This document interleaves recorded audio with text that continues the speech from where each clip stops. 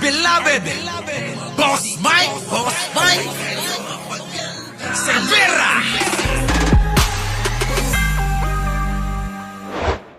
So, kunwari nagkakanap ng pag-ibig ang isang Amerikano sa Batangas. Yung pala, namumuntire lang ng bibiktimahin sa kanya umanong sex den. Ang suspect, arestado habang 7 ginamit niya sa malalaswang show online ang nasa niya. Nakatutok si June Veneracion. Ayan na, mga babae. Maraming mga naghahanap ng mga apam.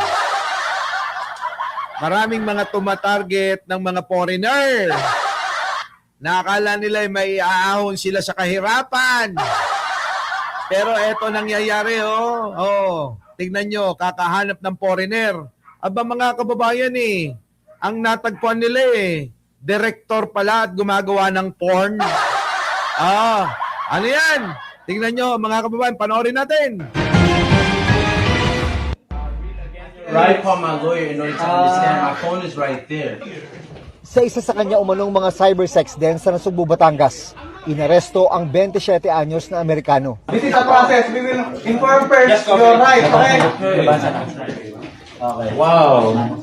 Nakaposas siya habang binabasahan ng Miranda rights. But before you call your lawyer, you should understand. But I this don't right. understand. I don't understand. You don't understand that you have the right to remain silent. Because you are not listening. Inoperate siya ng anti-cybercrime group ng PNP dahil sa reklamong paggamit ng mga Pinay sa malalaswang show na naka-livestream. Nako, kita nyo mga kababayan ko, habang binibengbang kayo netong isang Amerikano, baka sabihin ng mga DDS, kapag ka-Amerikano, hindi kayo makapagsalita. Etong inang-inang Amerikano na to, hindi tayo namimili rito kay Chekwa, kay Amerikano. Kapag ka may kasalanan, may kasalanan. Wala tayong sinisino.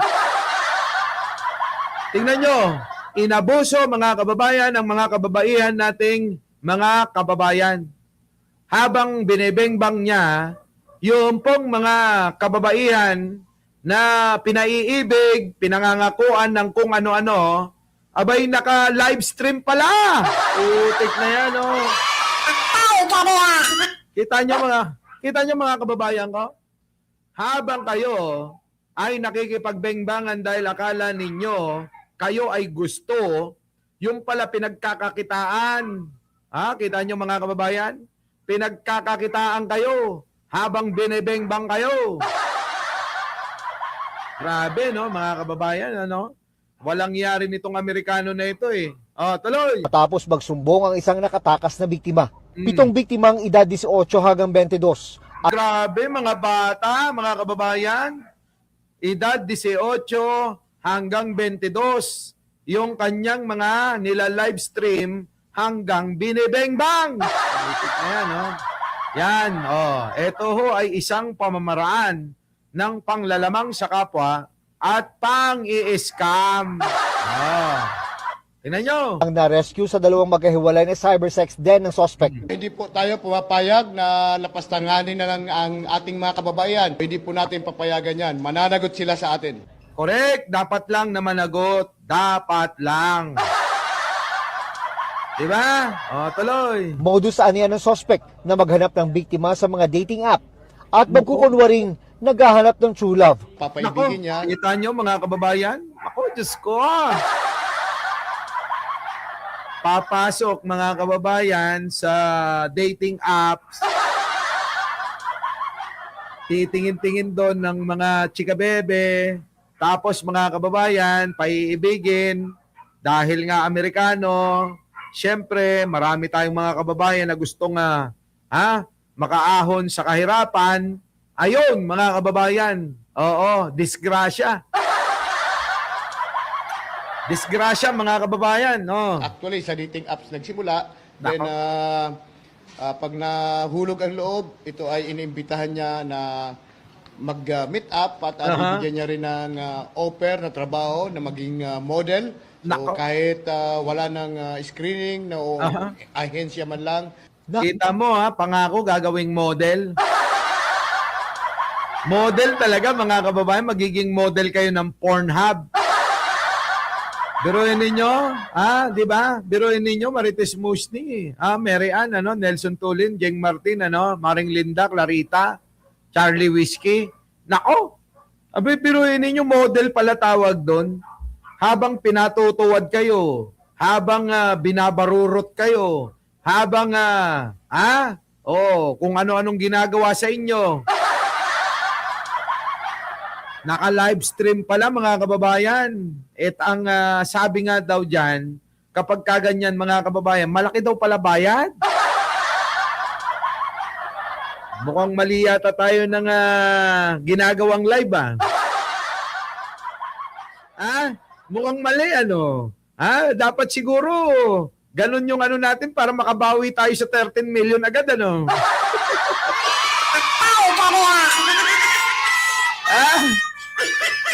Di ba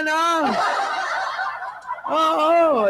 Diyos ko, tinatanong pa ni Mary Ann, talagang may plano ka rin, Di ba, ka-model-model ba naman yung mga babae? Alam nyo naman, maraming mga dyan, feeling ba? Feeling. Ito na. Pasok! Nakakasilaw daw ang alok na pera ng American National na suspect sa kanyang mga target na biktima. 50,000 hanggang 100,000 pesos kada buwan. Ang laka! 50,000 hanggang 100,000 kada buwan ang alok, mga kababayan ko. Sino hindi tatanggi nun? Sino ang tatanggi nun, mga kababayan? 50 hanggang 100,000. Aba, mga kababayan, ang laki-laki na nun. Si Jen nga lang 3,000 lang budget sa akin kada isang buwan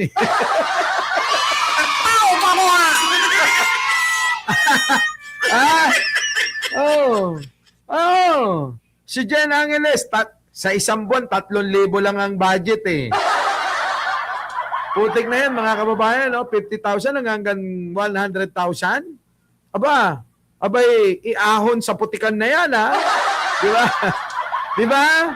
Grabe yung mga kababayan. 1 month na bang-bang. Ay, nako. Siyempre, kakagatin niyan. 50K. Hanggang 100K nga daw Putik tong mga... di ba? Di ba? Sabi nga nila, ano yung kanta na? Sa inyo na ang pogi. Yung ba yun? Basta akin ang dating. Ganon. Ay, nako. Boss Mike kami din. Ang tanong, idol model nga ba ang dating ng mga babaeng biktima? Yun na nga lang. Sabi ni Malu, pagod ka ba sa kakatuwad? Ay! Di ba? Sasalpakan ka pa ng grabing laking batuta. Padala si Kano, kalaunan niyan, ikaw na ang gagatasan ng apam. Yun na nga. Diba? Live to sa mga nagtatanong kung hindi to live. Tulad ni Vincent, live to. Diba? Talay. Pero ang alok ng malaking halaga, kasing peki raw ng kanyang panliligaw. Nako, grabe. Kapag nagoyo na ang biktima, dadalhin na umano ito ng suspect sa kanyang mga sex den sa Lusog, Batangas. Nako. At doon, yung mga taga Batangas! Ate B, yung mga kababayan mo dyan, Inaabuso ng Amerikano na ito, Nako. Ang pagkakakitaan, token na may katumbas ng halagang $1 ang bayad ng mga nanonood sa kanila. Grabe. Hindi pwedeng tumigil sa pag-livestream ang biktima hanggat hindi naaabot ang itinakdang quota. Kailangan nila may kota-kota.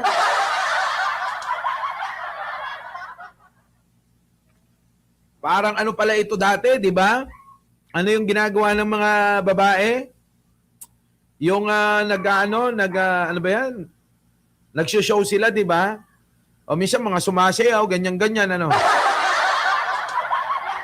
Ano ba yon mga kababayan dati? Meron yun Bigo, di ba? Yun, yung bigo, dati.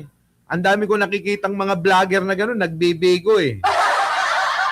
Oo, lahat na yata mga kababayan ng papansin, ginagawa na eh. Oo, dahil malapit na Chinese New Year, oo, but still, here, listening to you. Ay, thank you. Grabe, no? Har ang resulta pala, boss. Nako! Grabe. Tuloy. Kita ng at least 2,000 plus tokens. So sa halagang 7,000 No. per live streaming show nila. Grabe, mga kababayan, 7,000, no? Super live stream nila ng mga di ba? Hayop na yan, mga kababayan. Ano kayang, ay, naku, ewan ko na lang. Meron palang ganyan. Oy, alam nyo ba to? Alam nyo ba? Baka man naman, alam nyo na to, ha? Meron pala yung ganito, mga kababayan. Yung habang sila ay nagbebengbangan, naka-live stream. Tapos, habang naka-live stream, may mga nanonood. At yung mga nanonood, nagbabayad pala. Grabe, no? Kabilang sa mga kinakaharap na reklamo ng suspect ang paglabag sa Anti-Trafficking in Persons Act of Nako. 2003, kaugnay ng Cybercrime Prevention Act of Nako. 2012. Nako. Binisita siya kanina ng mga tauhan ng US Embassy. Humilig ng interview sa suspect ang media, pero hindi pinagbigyan. Nako, patay. Oo, dapat panagutin nyo yan, ha? Oo, alam nyo naman yung mga kano, di ba? Para sa GMA Integrated Yan. So, pag-ingatan ninyo, baka ma-scam kayo, mapanood kayo ng mga lalaki rito. O kunyari lang yung mga yan, baka mamaya suki pa yan dyan sa mga scam na ganyan, yung mga nanonood ng porn. Grabe kayo, ha? Diba? Ang alam ko lang, Boss Mike, yung mga nakahubad na binibidyo. Oo, napapanood sa news, meron, marami yan. Oo, dami. Sila mismo gumagawa, tapos sila rin ang nag-a-upload. Ha? Hindi kaya galing dyan yung viral na gold medalist. Nako! Oo nga daw, meron din ba yun? Talaga ba? Ewan ko ba? Alam nyo, mga kababayan, minsan kasi ang kamunduhan ewan ko ba bakit nila masyadong kinakaadikan? Diba? Pero mga kababayan ko, ganun talaga dito na tayo, mga kababayan. Lani Mercado! Abay, balik artista na. Bong Revilla, biktima daw. Iba rin ang drama na itong mag-asawa na to, pasok! Ang kanyang pagdurusa. Tingnan nyo mga kababayan, light, camera, action. Lani Mercado. Ang isang ulirang ina. Ulirang asawa. Action! Sapagkat ang kanyang pagdurusa ay hindi bunga ng pagsuko sa isang kasalanan, kundi isang pagsuko sa sistemang pumayag sa kawalan ng hustisya, Lax ng pating. sa kawalan ng tunay na katarungan. Nako. Kung saan ang inosente ay pinipiit at binubusalan. Ayon pa sa mambabatas, masakit at nakakagalit ang kasalukuyang dinadanas ng kanyang asawa. Ngunit bago ito, marami umano ang humimok kay former Senator Revilla na huwag sumuko sa mga otoridad at iwasan na lamang ang mga umano'y pambabatikos. Kita nyo mga kababayan ko, nababaliktad yung sitwasyon Ganito ho yung mga mandarambong. Babaliktad nila yung sitwasyon para sila ang maging tama. Alam nyo po yon? Ganyan po talaga yung masasamang tao. Yung ikaw na yun ng agrabyado, ikaw pa ngayon, mga kababayan, yung, pabiktim ng agrabyado ka na, ikaw pa ngayon yung gusto mong lumabas na biktima. Parang yung ano, nako, ina mo ha.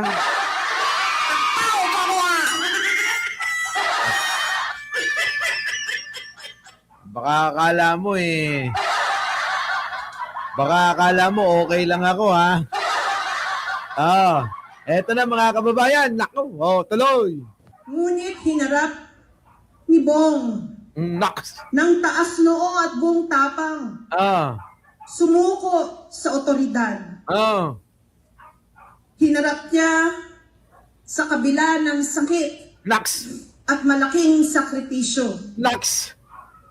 Sinuko niya ang kanyang dignidad Naks. pagkat buo sa kanyang loob Putik na na yan. wala siyang kasalanan. Naniniwala siya na kakampi niya ang katotohanan. Ang katotohanan, kakampi daw niya ang katotohanan. Wait, eto na, putol Panoorin natin, bigyan natin ng reaksyon ito. Sapagkat ang kanyang pagdurusa Oh. ay hindi bunga ng pagsuko sa isang kasalanan. Ano, hindi daw pagsuko sa isang kasalanan, yung pong kanyang pagsuko sa mga pulisya. Ano tawag mo ron? Ano, gawa-gawa lang yung mga ebidensya, ganun ba? Yung ba ibig sabihin nila ni Mercado? Ganun ba yon? Yung ba yon? Ngayon, sumuko nga, nagpakulong si Ramon Bong Revilla Jr. Loko-loko ba yung mga nanghuli dyan? Na basta-basta na lang siyang pinagbintangan, ganon? Alam nyo, eto yung mga taong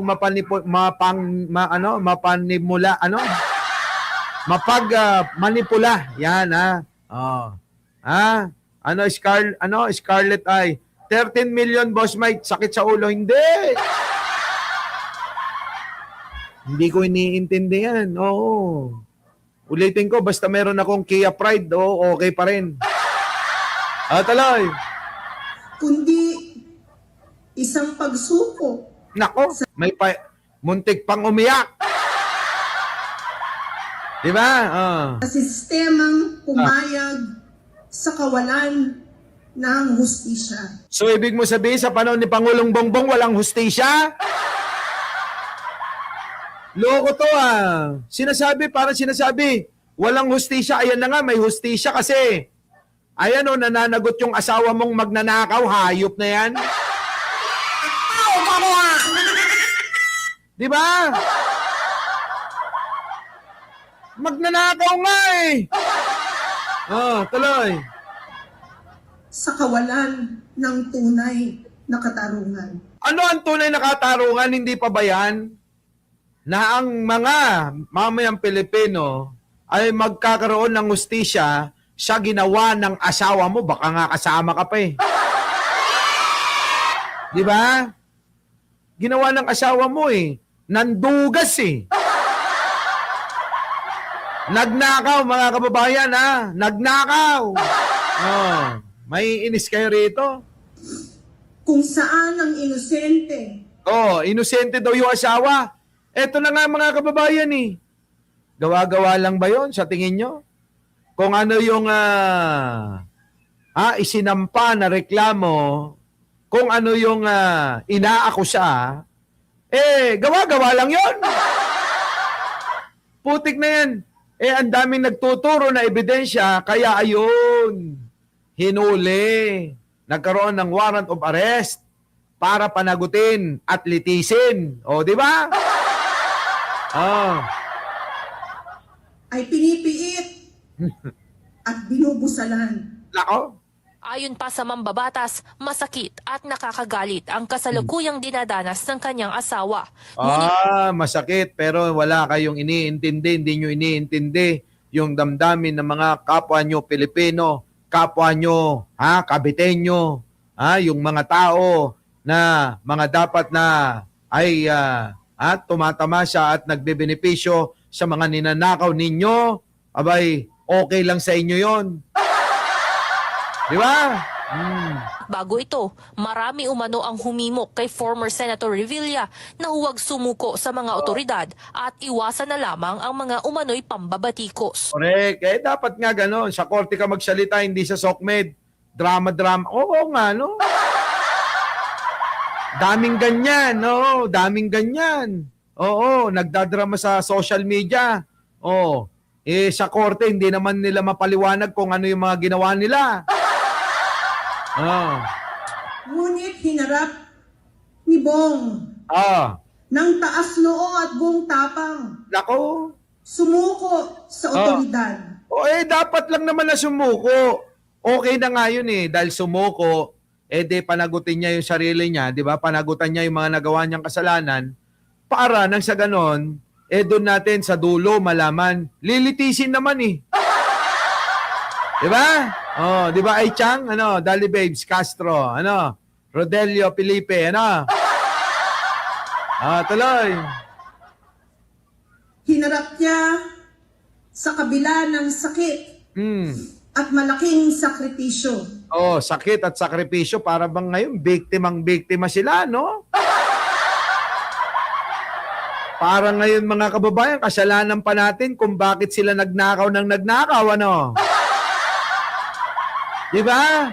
Para bang kailangan yata sinasabi nila ni Mercado, dapat dahil nagnakaw yung asawa niya na si Bong Revilla, dapat mga kababayan magpasalamat pa tayo. Di ba? Kukwami daytoy, late ka na. Di ba mga kababayan ko? Parang ganun, Ramil no? Ako nakakulong sa BJMP Bikutan, hindi ako iiyakin. Oo nga. Sinuko niya ang kanyang dignidad. Laks. Sinuko, meron pa bang dignidad yung ganong magnanakaw? Mga kababayan, ilang beses na ba nasangkot sa pagnanakaw yung asawa mong yan? Di ba? Ewan ko rito. Pagkat buo sa kanyang loob na wala siyang kasalanan. So, kita nyo? Buo daw sa kanyang loob na walang kasalanan. Ganun ba yung Papa Cho? Roel San Pedro?